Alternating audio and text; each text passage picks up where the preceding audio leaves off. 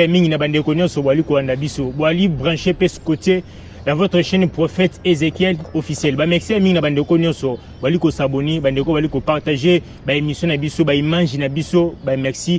Ya mingi pe na pesi mbote ba famille nyonso ba li réunir en ce moment na kati ko anda biso sur votre chaîne moko ya édification. Lelo yambo ete to kotana na sujet na biso tozo ba ko le bien ya liboso pour ete to moni mosala na Nzambe l'homme de Bishima à faire apparaître moto na maboko na ye et puis Ali sous na prophétie pour na faire gola. Vraiment te éviter pour na bakola ce qui est prophétie à tant ba moko to nya ta deuxième ba te éviter toujours ka prophétie avec vous. Bon aussi matozo bien si la spiritualité à ce concerne est-ce que elle leur permis moto ko so ananzete est-ce que être chrétien ou non chrétien est-ce que possibilité elle est de moto so ananzete elle mabe to malam. Bongo comment faire to ko so lango dans cette émission je suis avec l'homme de Dieu le prophète Ézéchiel l'homme de Bishima on a pesi mbote. Mbote Isaac via. Voilà, mon sang Nzambe toto koba, mbala moko to moni bilili ya moto. L'homme de Dieu a fait apparaître moto. L'homme de Dieu car l'homme de Dieu a kamatere loko ali spirituel et comme physique. Comment loko ali spirituel et comme physique sibisima comme ça. Voilà, la ligne d'abord va balandango. Et puis na expliquer. Voilà. Na habité ce qui est technique technique ko balancer biso image auto moni ndenge l'homme de Dieu a faire apparaître moto. Tu éviter qu'est-ce qui s'était passé. L'homme de Dieu a expliqué spiritualité et puis physique. Comment ils ont s'est passé.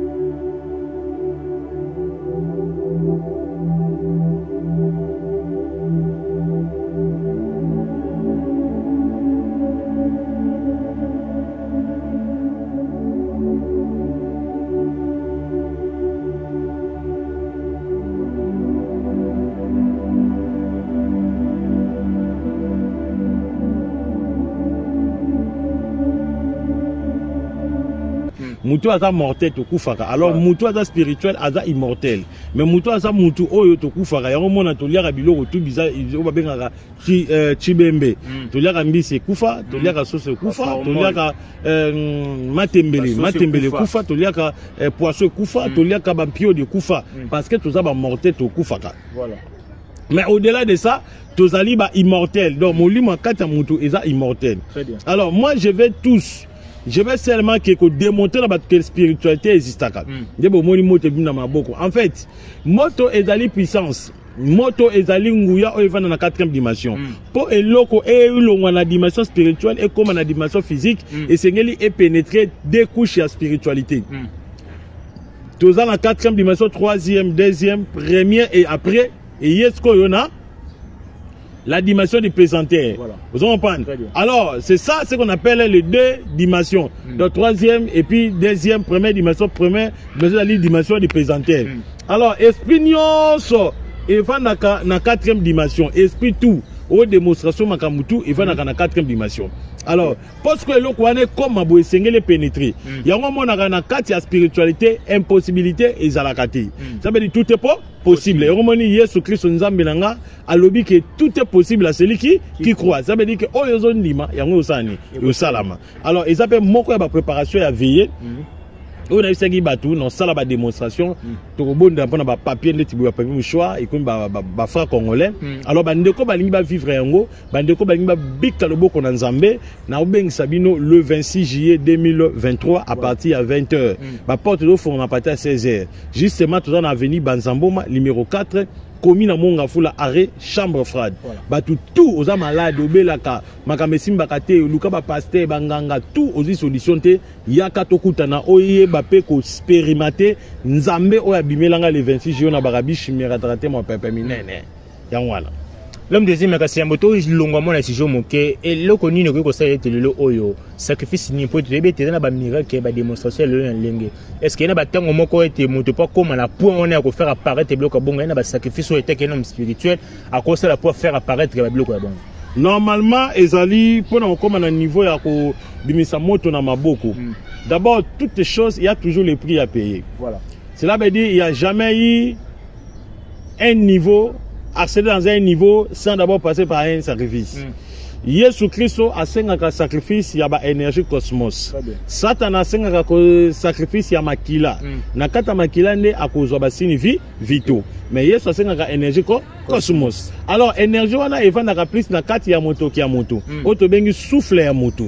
Alors tant on t'a mis pesi mobimbanaï andimi parce que Bible zoloba tout est possible à celui qui croit. Ça veut dire, oh, ils ont dit, mais ils ont dit, miracle, miracle peut Hollanda. Ils ont dit, doute peut Hollanda. Cela veut dire que moi, dans mon ministère, dans le bas, que hier soit à l'aise. Ça veut dire, ce qu'on a dans ça, a comme ça, mon toko lipa. Na banoli, on a che, bernakat. A comme ça, na yé.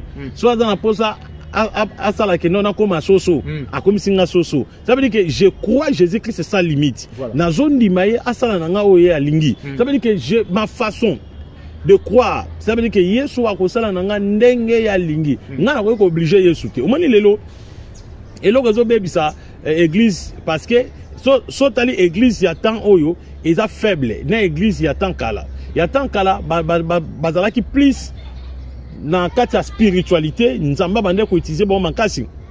Au point même que Martin a coûté un problème belé dans le ministère, église universelle de l'église catholique et peut-être ordre pour qui manque ya mundimi. Na quatre église mais à Lungwaka. Ba kanga église pas sambelate. Alors Martin loba qui jamais ngana ressemble na ko adorer Nzambe. Alors gouverneur de l'époque appelle ça ordre ba kanga église ya Martin. Ba kanga ngo ba tchon pe na ba serrure, ba tchon ba cadenas minene. Mais Martin tant voyé à côté ba porte za okanga moni bandimba libanda. Martin lobby mais bokoki ko buka tabito beti ba marteau to beti nyonso ezo panzana te. Au moni ba cadenas za ba cadenas électrique. Alors Martin buki mabolonga sambeli. Na mit ensemble la kake beta na porte pou porte saini. Il faut moi mi. Ozoma na siko wana za ba chrétien tant kala ba Pierre na kata prison. Louange plusieurs boukani. Pierre abimi. Bible zo ba Pierre a dousolami transparent. Voilà. Vous comprenez? Mais ba soda bazawana ba lobi oh. Mais muto abuki mérité, mais muto a sali autrement mais abimi de ndengeni. A dousolango transparent. Ça veut dire dimension wana lelo ezate pourquoi parce que ba pasteur ba comme na matière ko bangisa batu. Ceux qui ont moni muta sali miracle eza kisi. Muta kenebe kisi, muta loba be kisi, muta baluka be kisi. Yango zomo na lelo oyo miracle kiti. Onction Kiti, démonstration Kiti, parce que Batouba, comme si nous sommes comme qui, mais où est Jésus? Où est l'onction de Jésus? Où est la puissance de Jésus? Alors moi maintenant j'imagine, Nguya wana mungana nimaka. Ozomona oza photo surnaturelle. Na kati longo za makambo ya l'onction. Ça veut dire que na ko banga batu te otena longa ba benga tabaki m'en fou. Sani o tela nga sardine, salanini, panza yango. Moi je crois à la spiritualité, je crois à Jésus-Christ. Point barre. So Yesu abi tamba makolongu na tambo makolongu. Tambola ma papa na tambola ma papa, donc c'est un peu ça. Voilà, on est là qui juste lumière c'est concerne la question et vie, il y a vidéo de tout kolanda monsieur Nzambe à faire apparaître moto. S'abonnez-vous Kobo Sanitaire pour partager cette émission. Yango monsieur Nzambe à ce qui concerne une prophétie ici monsieur une prophétie pour un artiste fait gola. Il y a les besoins de tout comme mona et le lingue au réussite total, il y a stade de Martine et via Macabonio ce s'est passé très bien. Mais tout le monde ici sur une prophétie à ce qui concerne fait gola. Ba gola boka matakiti, boka des prophéties et pour l'idée. Voilà, message ezali pour Nandeko Ferré, Gola, Bataringue. Ah mais oui non, Ferré Gola, Bataringue. Donc azali Muntaba Congo, donc yé penza azali Kolo Kinshasa. Alors Ndeko Ferré Gola, Bataringue, na lobaki loko moko, qui na Congo RDC, ba ancêtre. Oyo ba simbi la République démocratique du Congo. Tozomona Fumu Kimbangu, Mama Mwilu, Kimpavita, et puis bakoko mususu oyo nzama bana ko utiliser na domaine de la spiritualité. Ba adopter fait regola état que fils oya ko relever culture ya musique congolaise na kati ya RDC. Omoni batebele ba juger ngabi mais est-ce que nzama ko la neblo ba musicien? Je vais leur dire ceci. Toye ko remarquer que il y a un certain temps au stade de Banek au sala sous ma manifestation. Est-ce que n'a aussi? Fali que je sali tango à la mouki. Alors non, il faut n'habiter ça stade. Fallait habiter stade, batubaye, va répondre.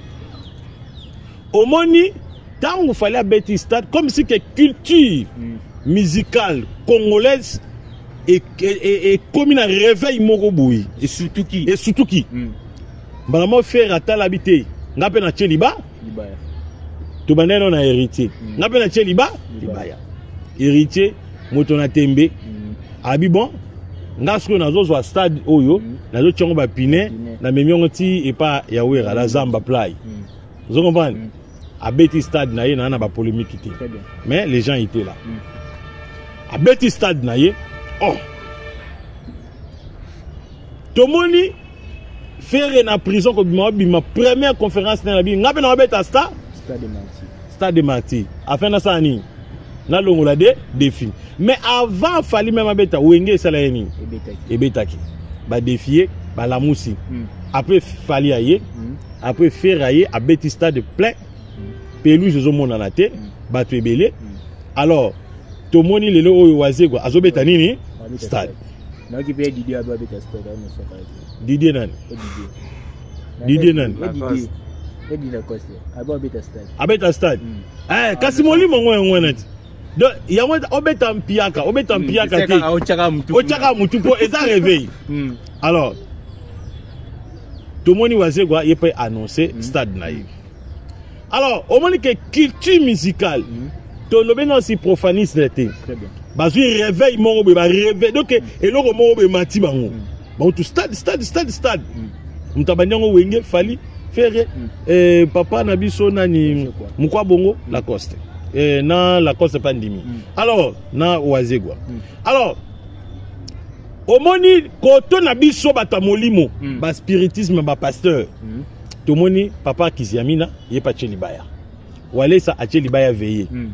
Zomban nga veillé na ngape na cheliba libaya nga soko na martyr te ngape libaya na église au moment que batu nyonso ba se réveiller parce que si on constate bien depuis confinement au moment na camion c'est là kola comme si batu va se réveiller alors et le connu n'est ça que est réveillé que ce soit parti spiritisme que ce soit parti ya balanga nzembo ezali o babengaka esprit ancestral. Cela veut dire que va être esprit ancestral parce que un pays est joie qui tend à koulala parce que tant tout ça passation du pouvoir Kabila tika petit fait Félix il faut ce koyo ba esprit wana est ça la changement afin que makambo sani il a yomona ki ba musicien nyoso ba sagi nini ba la muki lelo oyo musique ezongi na Europe ya Laurent Sokoko alobini ngana sokoni maboko tato mutamata mabokecho wa yambo abitika magambo wana bokecho sasa nini abendi mukila ayu arena yango ne zobeta toki fallait azobeta faire obeta ngo année prochaine oui faire pas donc ça veut dire que comme si que loko moko be ba congolais ba se réveiller sur tout le plan parce que là kita molai et ça ba esprit ancestral on a tshoko yebiswana parce que parmi ce ko ba esprit wana ndela tshoko yebisoki. Et ça, la sélection, il y a moutou na moutou. Nathan. Alors, quand il découvre à Bim, à la prison, l'esprit là, et pour qui découvre, pourquoi? Et pour qui étant que, a réveillé, a ressuscité culture congolaise, au Tobengi, style rumba. Parce que style rumba et Koufaki. Tu y es bien. Tout le monde qui va featuring, ba misé bel ba comment va featuring, ba koti ba bele rumbe comment qui or que na kati ya RDC ndenge na ndenge ba esprit ancestral itambolaka selon bokoko na biso ba congolais bazaka na style rumba toke na ba ivoirien ba na style na bango omona ba style na bango bazaka système ba makolo ba bina plus na makolo ba couper décalé voilà to mona ba oyo akufa DJ Arafat makambo esala makabongo boka ba eza profane eza non mboka na mboka eza logique non mboka na eza logique etambolaka bon nzambe atambolaka bongo alors mais na kata RDC eloko wana rumba ekufaki alors il faut sikoba pona muto oyo ako incarner o azali na capacité ya ko imiter ba tabule ya ko imiter ba rogero ya ko imiter ba toala nyonso oyo ba telemisa rumba me batika biso ba kin kestere mene ya ndo moni ba yeko pona ndeko ferré vous comprenez yango moni na lobayi ke il va faire les cartons pleins ya martyr et puis il sera l'artiste le plus populaire na Kinshasa. Et maintenant, j'ai reçu un message prophétique pour lui. Vous comprenez?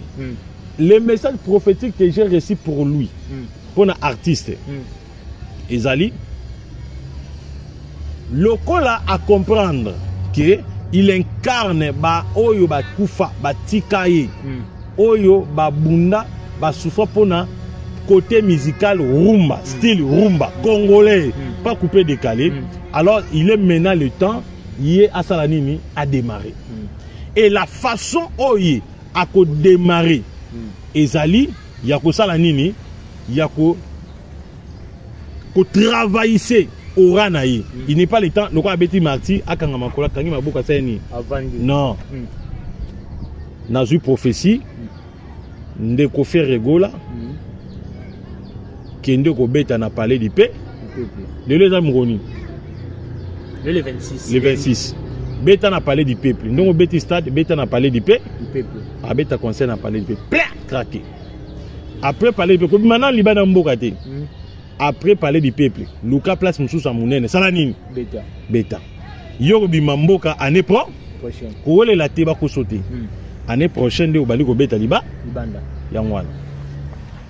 Voilà, c'est à retenir les juste prophéties, bah image wana et ali et noter, bah image lui on partager cette émission, bah mourir sur au balingara culture congolaise. Vraiment l'homme de Dieu a précisé à tel sur le culture qui évoluera dans chaque pays, pentagonome spirituel a péci comment milimo ya mboka na mboka ba ko valider culture ya mboka na bangolenge pe biso awa ba valider culture ya mboka na biso. L'homme de Dieu nous passe directement ce qui concerne la spiritualité dans le domaine tel.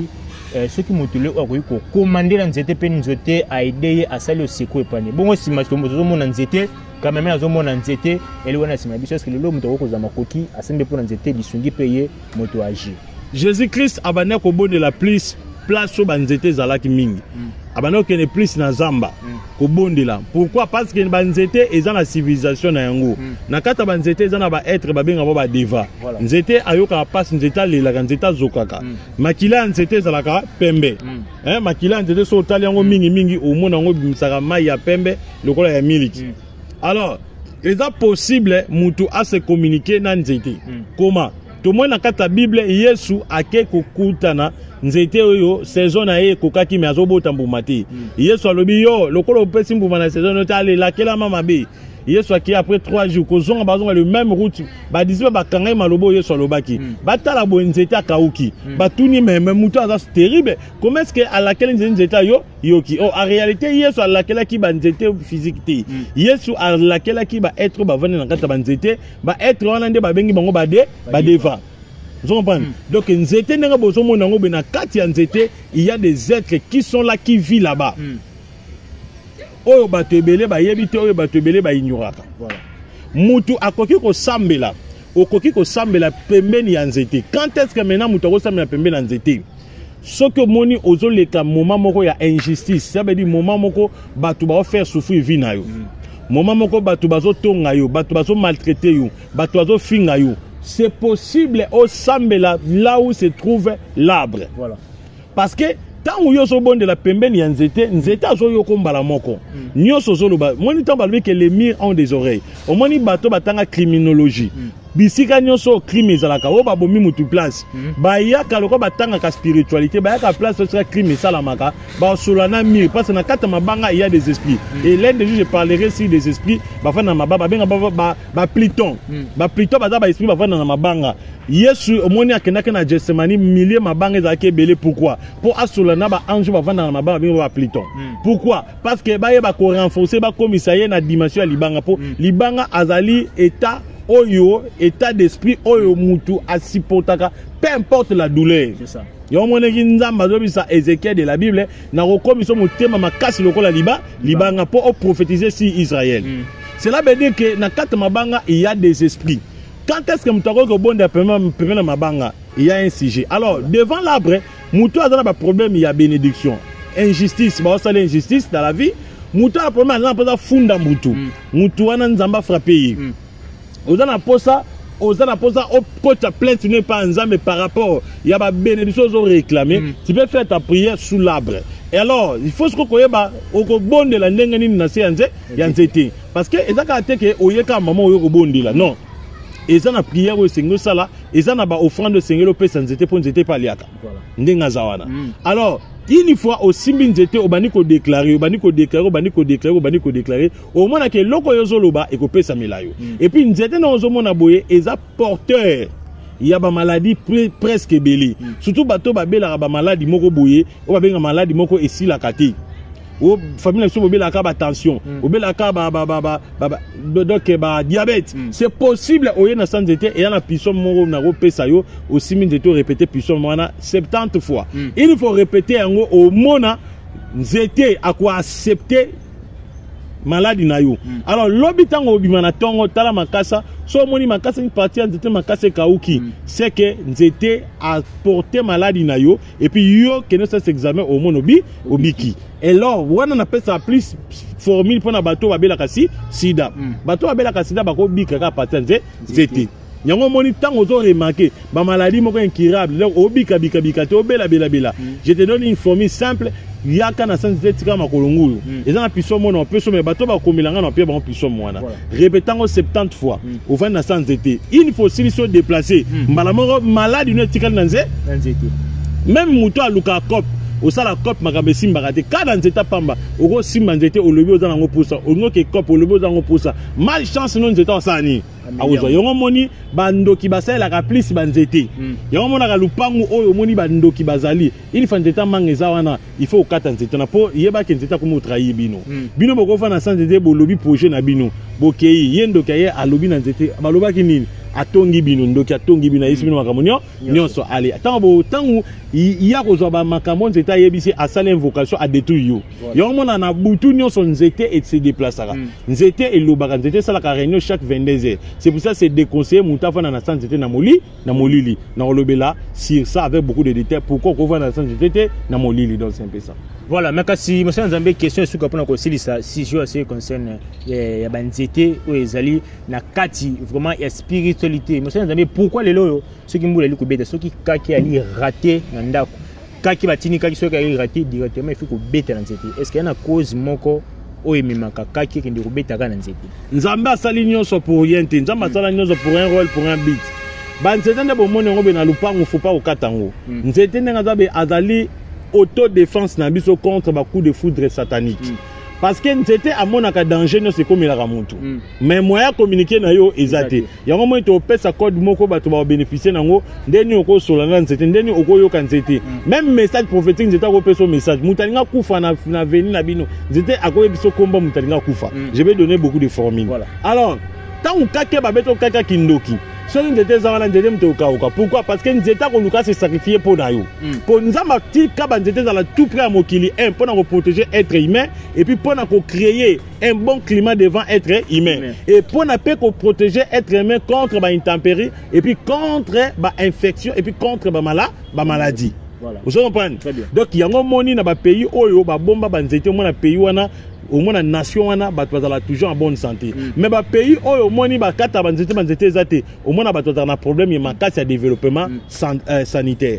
Vous comprenez? Alors tangu kakeye nzeta o comprendre que kakeye alors être wana bengi na komba deva a ofungula donc maboko na pas comme munene aza robuste a fongula maboko na habité muta okufa te ayambi kake il fa yambi kake être wana soko kufi bino lobi na tango bomoni nzete seni et kaoki ça veut dire que être wana a se sacrifier pour yobi obika donc alingi te okufa yongo moni batu to dans l'habitude de kosala banzete bolamu cela veut dire que sopela e mai chaque tongo même bambuma oyo ya botaka na saison na ye zaka na habitude tant ozo buka mbuma ozo lia kelinga ko buka ba étape tika ba étape même nzete pona ko katango eza na service pour sala pour éviter ba malédiction pour nzete pas ko côté le pen soka alokiyo yana ba te belé ba lokama apata nzete oké suba bisiko ko subati osubi bosu ma malédiction nzete ko kata étape pamba pamba olambela ko kata étape pamba olambela ezali sumu ko kata étape olambeli vie et bébé tala muto alamba na bakoni même biloko wana na goûter